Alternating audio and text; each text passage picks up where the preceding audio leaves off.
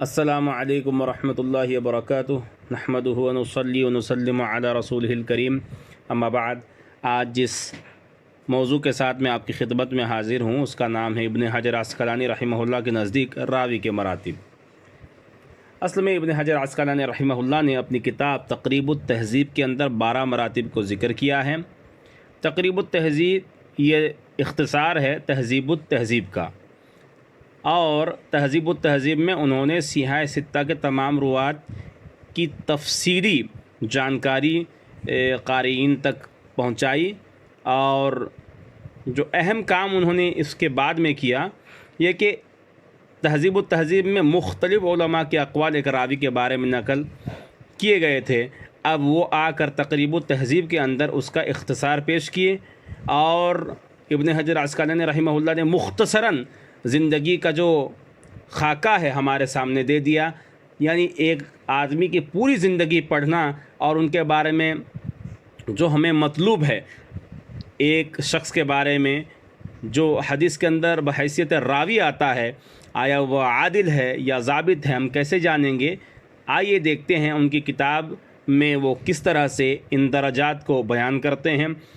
اور سب سے پہلے ہمیں اس کی ضرورت اس لیے پڑتی ہے کیونکہ راوی کا عادل اور ضابط، نمبر 1 عادل، نمبر 2 ضابط، یعنی ایماندار اور یادداشت کی قوت مضبوط ہونا بے حد ضروری ہے۔ یہ 2 مرحلے میں اگر کسی ایک مرحلے میں راوی فیل ہو جاتا ہے تو اس سے حدیث کے حکم میں فرق آتا ہے، تو اسے چلیے سمجھنے کی کوشش کرتے ہیں۔ 12 مراتب میں سے سب سے پہلا مرتبہ جو ابن حجر عسقلانی رحمہ اللہ نے رکھا ہے وہ صحابہ رضوان اللہ تعالی علیہم اجمعین کا رکھا ہے، رضی اللہ عنہم ورضوا عنہ، تو ان کے بارے میں ہم جرح و تعدیل کے قوانین کو لاگو نہیں کرتے ہیں۔ نمبر 2 من اکد مدحہ اما بافعل کاوثق الناس او بتکریر الصفت لفظۃ ثقۃ، یعنی 2 بار وہ کسی صفت کو مکرر کرتے ہوئے بھی مدح کی تاکید کر دیتے ہیں، یا افعال التفضیل کے ذریعے سے، صیغہ مبالغہ کے ذریعے سے، یا ایسے الفاظ جو ایسے مبالغائی معنی پر دلالت کرے، تو وہ مدح کو عموماً ان راویوں پر اطلاق کیا جاتا ہے جو راوی صحیحین کے اندر ہیں، یعنی بخاری اور مسلم کے اندر۔ اب تیسرے درجے میں آتے ہیں من افرد بصفت، جس کی صفت بطور افراد کے بیان ہوا ہو، تو ایسے میں ہم راوی کے بارے میں اگر دراسہ کرتے ہیں، پڑھتے ہیں، تو ہم پاتے ہیں راوی کو کہا گیا ہے کہ ثقۃ یا فقط متقن یا ثبت یا عدل، یعنی ایک ہی لفظ کے ذریعے سے ان کی مدح بیان کی گئی ہے، تو ایسے راوی کو ہم کہتے ہیں کہ بھائی وہ عادل بھی ہیں اور ضابط بھی ہیں۔ لیکن سوال یہ پیدا ہوتا ہے کہ حافظ بس ایک لفظ کہہ دینا، اس میں تو عادل کا نام ہی نہیں ہے، یا ضابط کا لفظ استعمال کر دینا، یعنی ایک ہی لفظ کے ذریعے سے خطاب کیا جا رہا ہے، ایک ہی لفظ کے ذریعے سے بیان کیا جا رہا ہے کہ راوی جو ہے عادل بھی ہے اور ضابط بھی ہے۔ ایک لفظ کے ذریعے سے دونوں چیزیں کیسے شامل کی جا سکتی ہیں؟ ایک ہی لفظ سے دونوں چیزوں کو شامل نہیں کیا جا سکتا۔ لیکن ابن صلاح وغیرہ نے اس کی طرف اشارہ بھی کیا ہے کہ حافظ اور ضابط معنی کے اعتبار سے، یعنی لغوی اعتبار سے تو عدالت پر لفظاً دلالت نہیں کرتے ہیں، لیکن اس کا استعمال جب کر دیا گیا ہے جرح و تعدیل کے فن میں تو اس کو ابھی قبول کیا جائے گا، تو اس میں کوئی حرج کی بات نہیں ہے۔ یعنی ابھی لغوی معنی کو چھوڑ کر اس فن میں اس لفظ کا جو مطلب نکلتا ہے، اس کی جو دلالت ہوتی ہے، اس کو اخذ کیا جائے گا۔ اب چوتھے میں آ جاتے ہیں من قصر عن درجۃ الثالثۃ قلیلا، اور تیسرے درجے سے جو مرتبے کے اعتبار سے تھوڑا کم درجے کا ہو تو اس کو چوتھے میں داخل کر دیا گیا، وَإِلَيْهِ الْإِشَارَةُ بِصَدُوق۔ اس طرح سے کسی اگر راوی کو صدوق وغیرہ کہا گیا ہے تو اس روایت کو ہم حسن درجے کی روایت کہتے ہیں۔ اوپر جیسے میں نے بتایا جب من افرد بصفت یعنی ثقہ یا متقن، عموماً ان راویوں کے بارے میں کہا گیا ہے، عموماً جیسے کہ صحیح ابن حبان ہے، صحیح ابن خزیمہ ہے، وہاں جو روات موجود ہیں ان کے بارے میں ایسے الفاظ کے ذریعے سے ان کی تعدیل کی گئی۔ تیسرے درجے کو دیکھیں گے تو عموماً ایسی صفت کے حامل روات ابن خزیمہ کی صحیح کے اندر اور ابن حبان کی صحیح کے اندر موجود ہوں گے. یعنی ان کی جو کتابیں ہیں صحیح ابن حبان یا صحیح ابن خزیمہ، تو ان کتابوں کے اندر ایسے روات کو انہوں نے جمع کیا ہے جن کے بارے میں عموماً ایسے اقوال کہے گئے ہیں، یعنی راوی ثقہ ہے یا متقن ہے یا ثبت ہے یا عدل ہے. اس طرح سے چوتھے درجے کے بارے میں ہم نے کہا کہ اس سے تھوڑا کم درجہ، لیکن ایسے راوی کو صدوق کہا جاتا ہے. راجح قول کے مطابق ایسے روات جن کے بارے میں صدوق کہا گیا ہو ان کی روایت قابل قبول ہوا کرتی ہے. تو اسی لیے ہمیں دیکھنا چاہیے کہ اگر کسی راوی کے بارے میں صدوق کہا گیا ہے یا لا بأس به کہا گیا ہے یا لیس به بأس یا صدوق یہم او لہ اوہام، یعنی تھوڑی گڑبڑی کر دیتے تھے، یخطئ یا وتغیر بآخر الدین، آخر زمانے میں کچھ تبدیلیاں آ گئی، یعنی